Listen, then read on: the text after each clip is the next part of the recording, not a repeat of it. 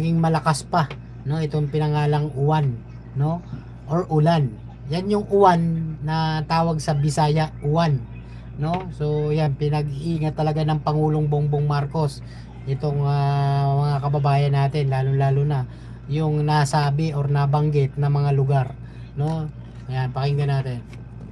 Preparing for that. Yung pinakamalaking problema na nakita namin is that yung tao na, yung lahat ng personnel natin nandun ngayon sa Visayas para asikasuhin nga ang relief and support ng pamahalaan doon, ay kailangan na natin pag-isipan kung ilan doon, kung sino doon ang pwede nang dalhin para paghandaan na yung uwan, which is going to hit central and northern Luzon.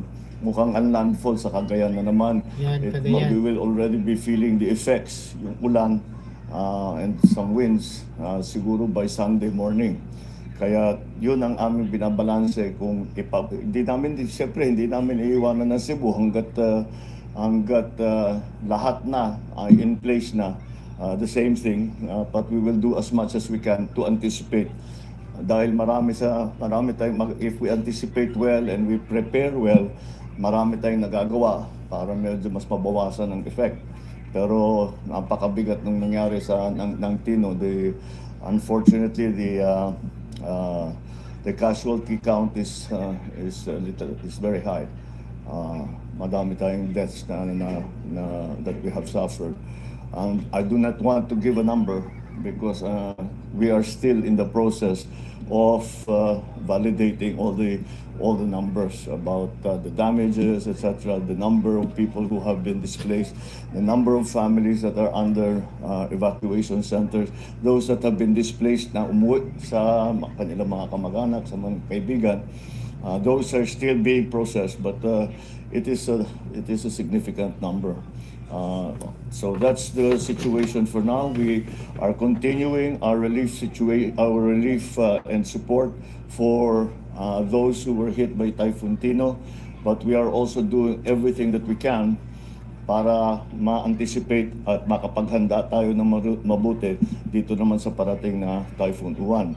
Because of the scope of shall we say, problem areas that has been hit by Tino and will be hit by Uwan. There was a proposal from the NDRMC, which I approved, that we will declare a national calamity because ilang regions na yan. There will be almost 10 regions, 12 regions that will be affected. So pagka ganun karami, ganun ang scope, then we will really have to, then it is a national calamity. So that gives us quicker access to some of the emergency funds, number one. Secondly, it mapapabilis ang ating procurement so that we don't have to go to the usual bureaucratic procedures and we can immediately provide assistance to the victims of the storms. So that's the way things stand now. We will keep giving you bulletins as days pass. Thank you. Mga kababayan, yan na po yung ating update ngayon at yan na, nagsalita ng Pangulo na naghahanda na at hindi iiwanan din yung Cebu, yung nasalanta. At ito nga po, pakinggan natin ulit to. Meron dito nga update din si Attorney Claire Castro.